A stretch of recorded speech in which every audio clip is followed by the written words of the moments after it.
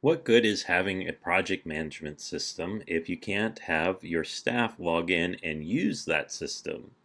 Let's take a quick look at how staff are added and managed within Move Manager 360. First, we got to go under Owner Settings and go down to Staff. In here, we can see a list of the staff that are currently in the system. On top, if we have a lot of staff, we can use this to filter them down. We can see any that have been deactivated. We can see any that have been invited and are pending or have accepted. For those that are pending, we can click on resend that invite, revoke it, or archive any that have been accepted. And of course, we can invite a new person in. Let's look at inviting people in from the get-go.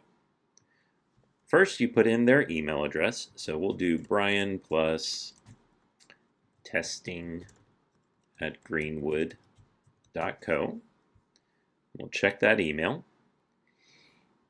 And we can see that Brian plus testing exists inside the system. We can invite the existing user in and provide a message to them in their email. We can select the role that we would want them to fulfill: employee, manager, or owner. What type of employee they will be: full-time, W-2 flex, or contractor.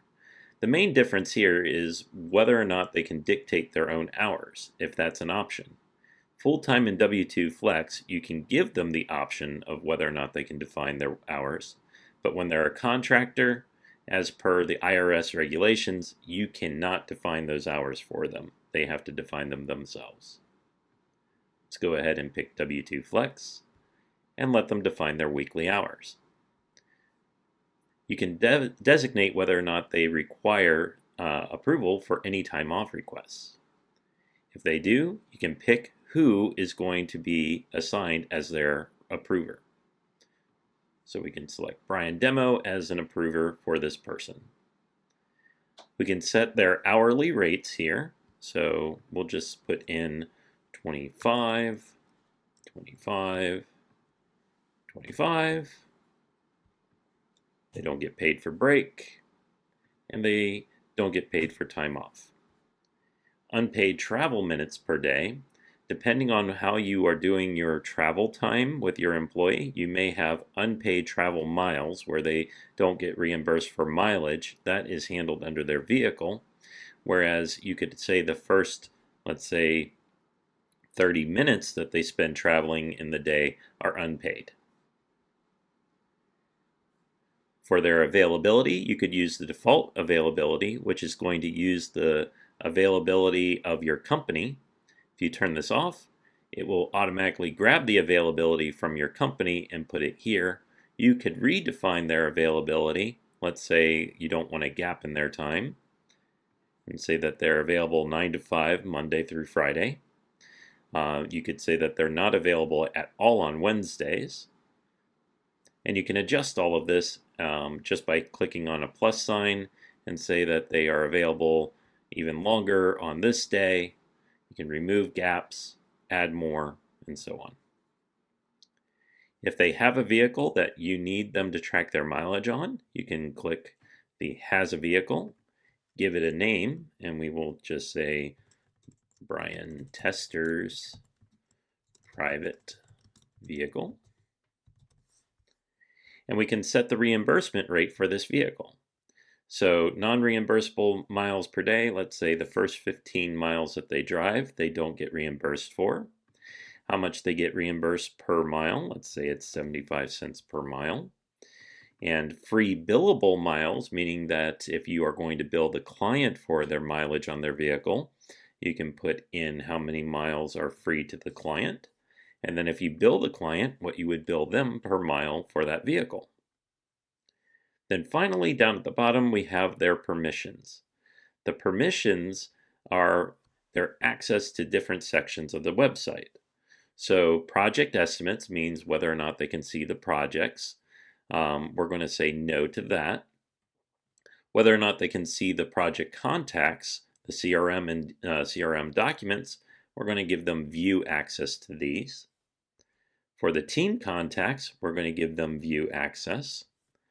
For project documents, we're going to let them create, edit, and delete those so they can upload photos and such to the project documents. We're going to give them create, edit, and delete on their time card so they can put in their time either through the clock in or clock out, or be able to add their time records after the fact. If all we wanted them to be able to do was clock in and clock out and adjust their time for whenever they clock out, but after it's saved, no changes, we would change this to view. We'll leave it at create, edit, and delete. When it comes to the project schedule and team calendar, they're not going to be responsible for scheduling, but we want them to be able to see it, so we'll change that to view. The project and CRM notes, we're going to go ahead and let them create, edit, and delete those so they can add notes to the project as well as to the CRM. If they're working with a client, they would be able to go in and add notes onto a CRM contact. The project invoices, we don't want them to see those. Team time, they are not a manager, they're an employee, so we don't want them to be able to see other people's time entries. And if they were a manager, we may let them view it or be able to edit other people's time. They don't need to see our tax reporting, and they are not an approver for the time off requests. Once we've set their initial settings here, we'll go ahead and click to send them an invite. So now we can see that Testing Coupon has received or been sent an invite, and that invite was emailed to them through the system.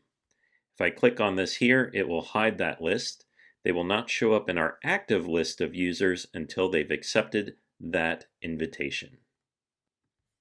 Jumping into our email, we can see the email that was sent to the person inviting them to the team.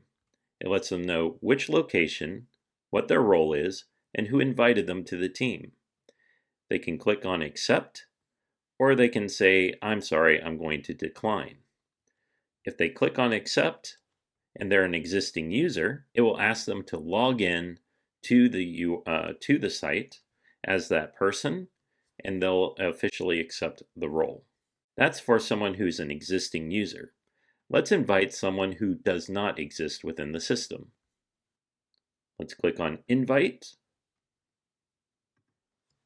and click in an email.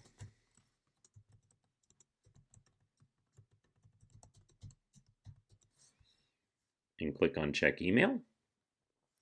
Here we can see it's a new user. We can write them a message.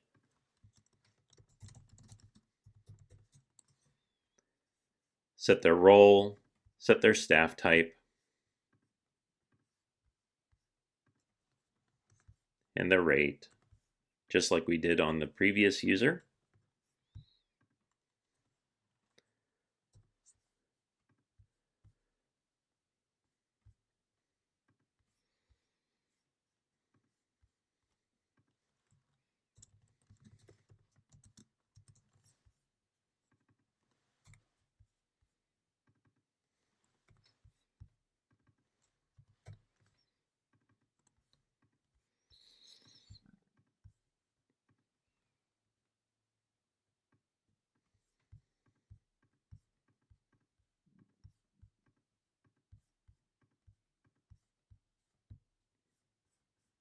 And then we send them the invite. Now when we look under here, we can see 2 pending invites. Here's the brand new user. Let's jump over to our email and accept that invite. Here's our invitation inviting us to the system. Let's go ahead and copy this URL.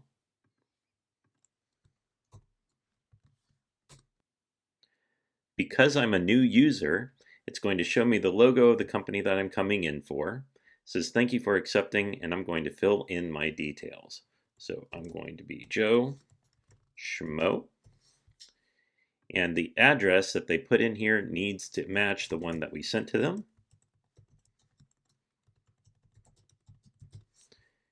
They can put in their phone number.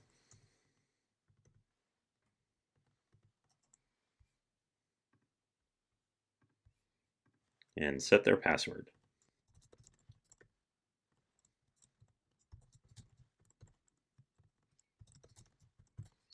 go, and join the team. And now they can log in.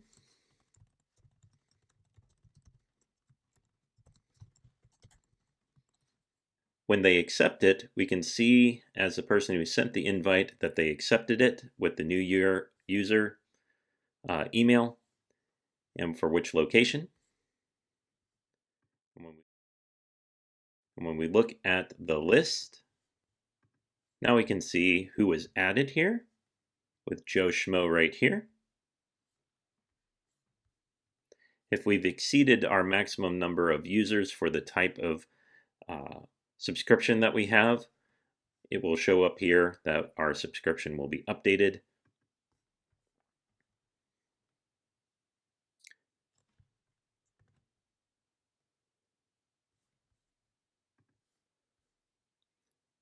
Now we can see Joe Schmo is right here and testing coupon is here. Let's go ahead and log in as Joe Schmo. Now that we're logged in as Joe Schmo, we can see Joe Schmo's permissions don't allow him access to the estimates and invoices, gives him limited access to the contacts where he cannot add members to a team. When we look at the CRM records, you can see that he doesn't have permission to do things like add touches and such. However, if we go to the notes, he can add notes.